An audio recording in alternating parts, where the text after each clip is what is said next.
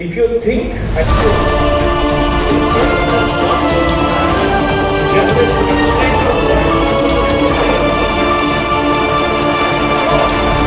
I'll be very grateful, sir.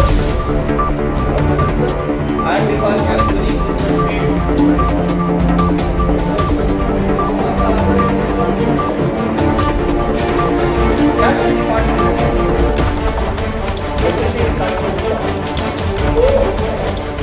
why is this happening? Unless you figure out how to make them work with you, unless you take that effort, and this has to come from the DMs. The district magistrates have to be at the forefront. You have to set an example through personal leadership. I'll give you a very rough example, a very broad example. It will have to be something like your sweep campaign, but much more. So you can imagine sweep campaign, how much effort, time actually goes into sweep campaigns, we also know. It has become very routinized. But imagine what the sweep campaign was when it initially came. I don't know whether any of you were there, but we were district ministers at that time. We had to really work hard to come up with an IEC plan. We had to really work hard to figure out what to do in the sweep campaigns. So you will have to go that extra mile. You will have to figure out a Jan Andolan strategy. And that is what I will request all of you here today to pay attention to. A 5 trillion economy if we are not clean. That's all. I'll just give a few facts which I would like you to remember. Please remember that there is, whenever we talk of sanitation, invariably the sustainable development goals come into the picture. And across the world, all of you know, the world has pledged itself to attain the sustainable development goals by 2030.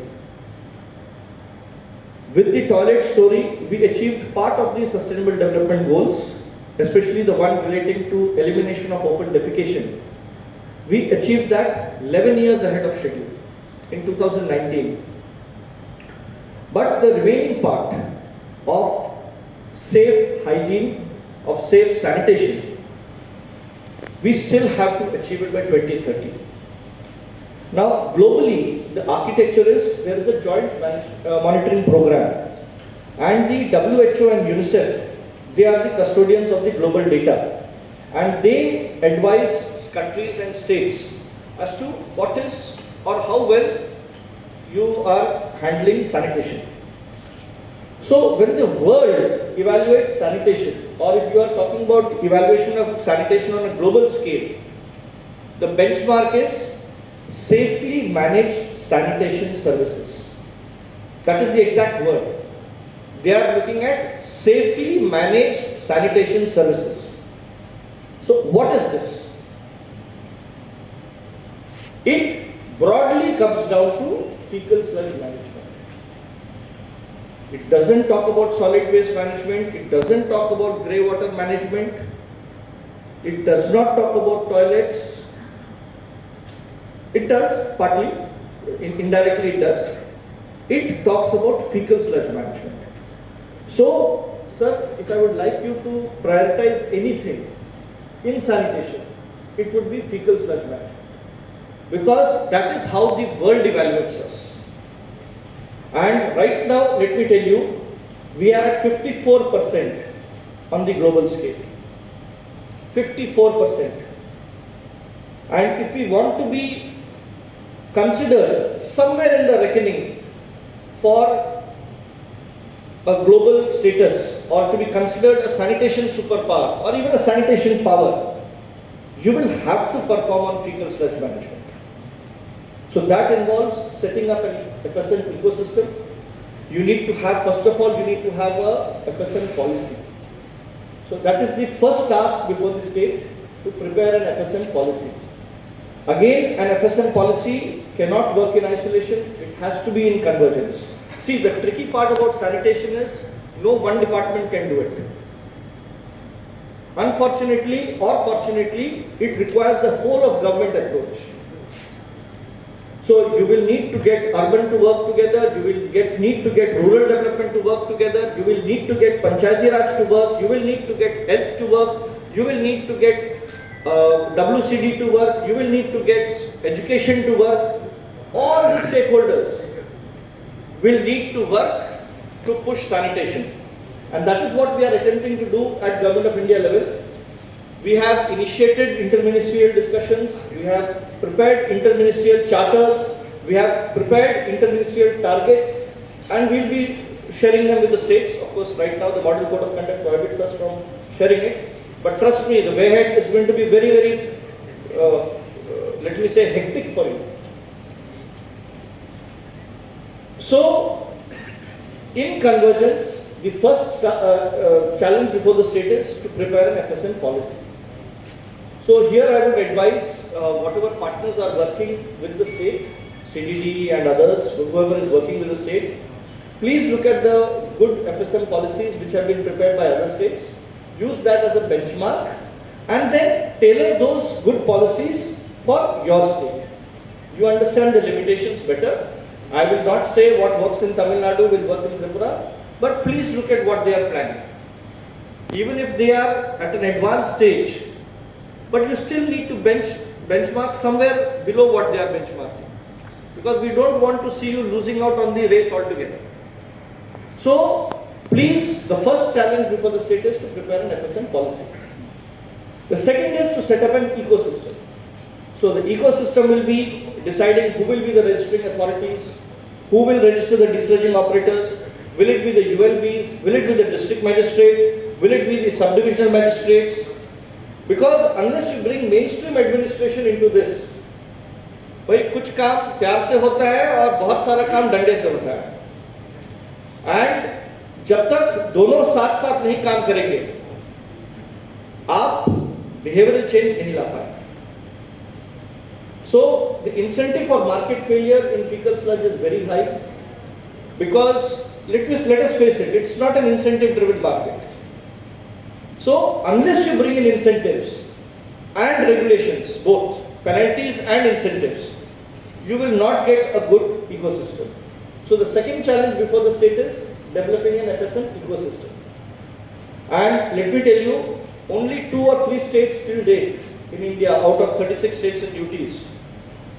When I'm talking about state, I'm not talking about urban areas. As a state, there are not more than 2 or 3 states who have got an FSM ecosystem in place. So Tripura, if it sets it up, and it's very fast. I will disagree with Rajat here. He said, let me throw that one starfish back. At least it will make a difference in that starfish's life. This is the beauty of sanitation. None of the interventions are long. All of you can reasonably expect to be there for the next 1 year, in whichever post you are in. And let me tell you, to run the entire spectrum, to move from non-ODF to ODF plus model, if you do it right, it will not take you more than 6 months. That is the beauty of sanitation. All your interventions, all the policy suggestions are extremely simple, easy to replicate. None of this. पीछे बहुत सारे काम हुए हैं ग्रामीण क्षेत्र में. सभी क्षेत्रों में हमने अव्वल दर्जा हासिल किया है. नरेगा में तो हम लोग हमेशा ही फर्स्ट या सेकंड रैंक पर रहते हैं. प्रधानमंत्री आवास योजना में आपको मालूम है कि हम लोगों ने टॉप रैंक हासिल किया है. उसके लिए हमें पुरस्कार भी मिला है. और पहले जिस निर्मल ग्राम पहले जो कार्यक्रम हुआ था 1999 से लेकर के उस दौर में, उस समय भी हम लोगों ने स्वच्छता में अच्छा काम किया था. और हमारे ही काडर के एक बहुत अच्छे ऑफिसर थे, कुमार आलोक साहब, उन्होंने एक किताब लिखी थी, स्क्वाटिंग विद डिग्निटी. और जब डिपार्टमेंट ऑफ सैनिटेशन का जो स्थापित हुआ था गवर्नमेंट ऑफ इंडिया में, तो वहाँ डायरेक्टर थे. आप उस किताब को पढ़ेंगे तो उस दौर में स्वच्छता के क्षेत्र में क्या हुआ उसका जिक्र पाएंगे. किंतु 2014 में जो SPM 1 लागू हुआ और जिस तरह का फोकस होना चाहिए था और जिस तरफ होना चाहिए था, हम कहीं न कहीं बिछड़ गए. लेकिन जब जितेंद्र श्रीवास्तव साहब से बात हुई और एक बार सेक्रेटरी मैडम की अध्यक्षता में वीडियो कॉन्फ्रेंसिंग मीटिंग हुई, उसी समय हमें पूरा विश्वास हुआ कि हम इस क्षेत्र में भी अब पीछे नहीं रहे। ये अलग बात है कि जब ये सब डिस्कशन हो रहा था, उसके बाद हमारे यहाँ असेंबली इलेक्शंस हुए, उसके बाद फिर हम लोग लोकसभा इलेक्शंस में तल्लीन हो गए।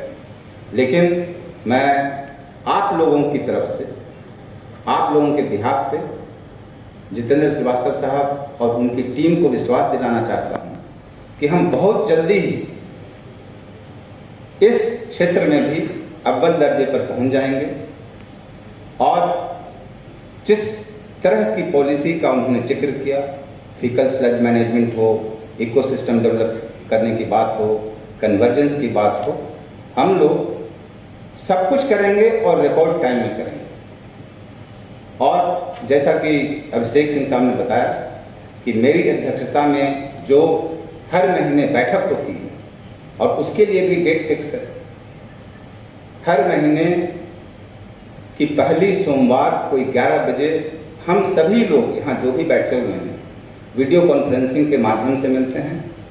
और अभी तक जो हमारा फोकस था वह अर्बन सैनिटेशन पे रहता था, कहाँ पे क्या हो रहा है, किस तरह का एसटीपी बन रहा है, किस तरह की जन भागीदारी का कार्यक्रम चल रहा है, तो उसमें अर्बन फोकस था। लेकिन अब से चूँकि अब हमें एक क्लैरिटी मिल गई है, एक स्पष्टता मिल गई है, और ये जो वर्कशॉप हो रहा है इसमें जो टेक्निकल सेशंस होंगे उसमें और भी आपको स्पष्टता मिलेगी।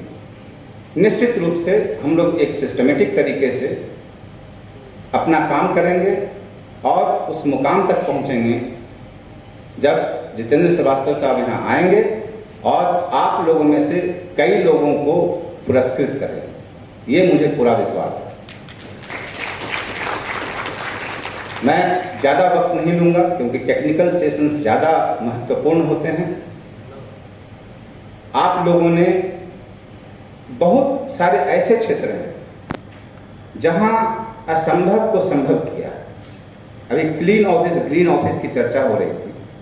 क्लीन ऑफिस ग्रीन ऑफिस की जब भी चर्चा होती है तो मुझे आप लोगों के द्वारा ई ऑफिस में किया गया काम याद आ जाता है। आज मेरे चैम्बर में कोई भी फाइल नहीं थी। जितेंद्र श्रीवास्तव साहब कल आए थे, उन्होंने देखा कोई फाइल नहीं। किसी भी मंत्री महोदय के कमरे में पहुंच जाइए, कोई फाइल नहीं। राज्य सरकार के किसी भी कार्यालय में पहुंच जाइए, कोई फाइल नहीं है। अभी मैं सभी जिला में विजिट किया था, मुझे कार्यालय जाने का मौका तो नहीं मिला, लेकिन जो मुझे फीडबैक दिया गया उसमें मुझे नहीं लगता है कि आप लोगों के ऑफिसेज में भी कहीं कोई कागज हो। यह जरूर है कि जिन लाखों फाइलों को आपने डिजिटाइज किया, अब उन फाइलों को कहीं सजो कर नहीं रखें। जो भी सरकारी प्रक्रिया है उस प्रक्रिया को अपनाते हुए उसे डिस्पोज कर दें। अपने आप आपका office clean office green office हो जाएगा। और क्लीन ऑफिस ग्रीन ऑफिस को लेकर एक हमने कल बैठक बुलाई है 5 बजे। आज 5 बजे बैठक बुलाई है और उसमें राज्य स्तर पर जो भी करना है वो हम लोग करेंगे। हम त्रिपुरा को स्वच्छता के क्षेत्र में एक उदाहरण बनाना चाहते हैं और जितने पैसे खर्च करने की श्री जितेंद्र श्रीवास्तव साहब ने इच्छा जाहिर की है, हम कहीं यदि जरूरत पड़ी तो उससे ज़्यादा खर्च करेंगे और जो भी खर्च करेंगे प्रॉपर तरीके से करेंगे। हम खर्च करने के लिए नहीं करेंगे, लेकिन पैसा किसी काम में आड़े आए ऐसा नहीं होगा। मैं आप सभी लोगों को विश्वास दिलाना चाहता हूं और आप लोगों के बिहाफ पे, अपनी पूरी टीम के बिहाफ पे श्री जितेंद्र श्रीवास्तव साहब को, उनकी टीम को, जो हमारे माननीय एक्सपर्ट महोदयगण आए हुए हैं, उनको विश्वास दिलाना चाहता हूं कि हम लोग स्वच्छता के क्षेत्र में बहुत अच्छा काम करेंगे। और इसलिए करेंगे क्योंकि यदि हमें सचमुच विकसित बनना है तो स्वच्छ रहना भी एक बहुत बड़ा कदम होगा। मैं इस वर्कशॉप के लिए स्वच्छ भारत मिशन ग्रामीण के मिशन डायरेक्टर मेरे प्रिय मित्र श्री जितेंद्र श्रीवास्तव जी, त्रिपुरा सरकार के माननीय सचिव श्री ब्रजेश पांडे जी, श्री अभिषेक सिंह जी, स्वच्छ भारत मिशन की आइकॉन मिस दीपा कर्मकार महोदया और मेरे यंग डायनेमिक मिशन डायरेक्टर स्वच्छ भारत मिशन त्रिपुरा श्री रजत पंत जी, सभी एक्सपर्ट्स बंधुगण, सभी जिला से आए हुए जिला पदाधिकारीगण, एसडीएम बंधुगण, वीडियो बंधुगण एवं अन्य प्रिय दोस्तों, सबसे पहले मैं जितेंद्र श्रीवास्तव जी का त्रिपुरा में अपनी ओर से एवं राज्य सरकार की ओर से तहे दिल से स्वागत करता हूं।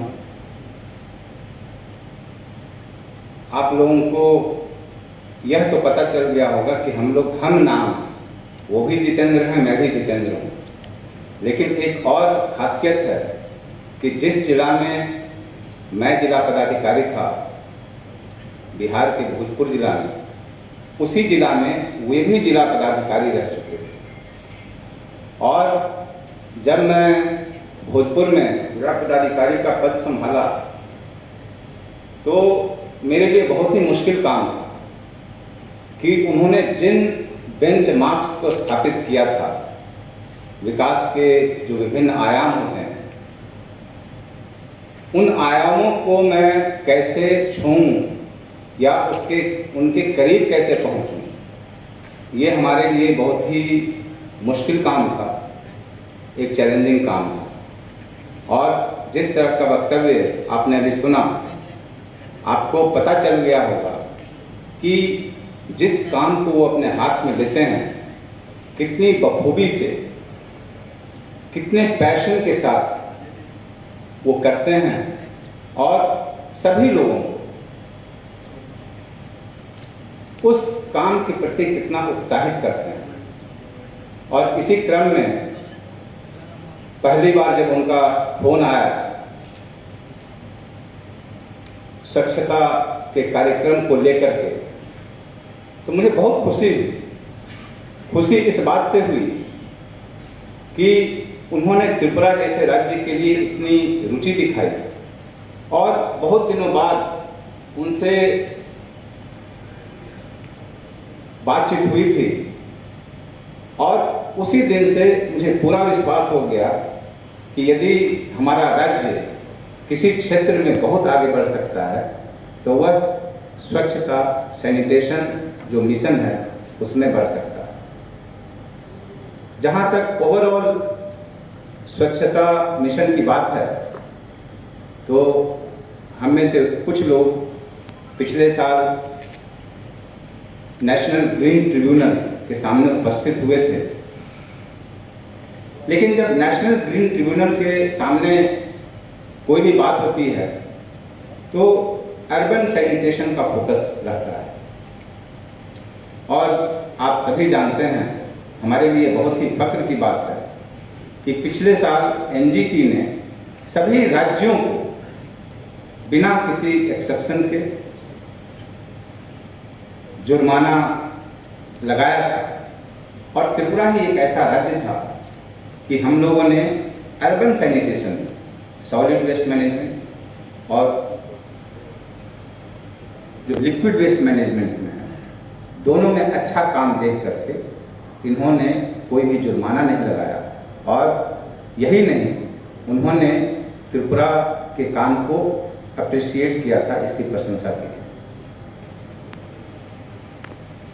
हम लोगों का यह मैंडेट नहीं था कि हम लोग ग्रामीण स्वच्छता के क्षेत्र में क्या कर रहे हैं हम एनजीटी को बताएं, लेकिन हम लोगों ने अलग से एक पैराग्राफ अपने रिपोर्ट में रूरल सैनिटेशन के बारे में भी लिखा कि हम लोगों की क्या मंशा है, हम लोगों की क्या योजना है आगे चलकर।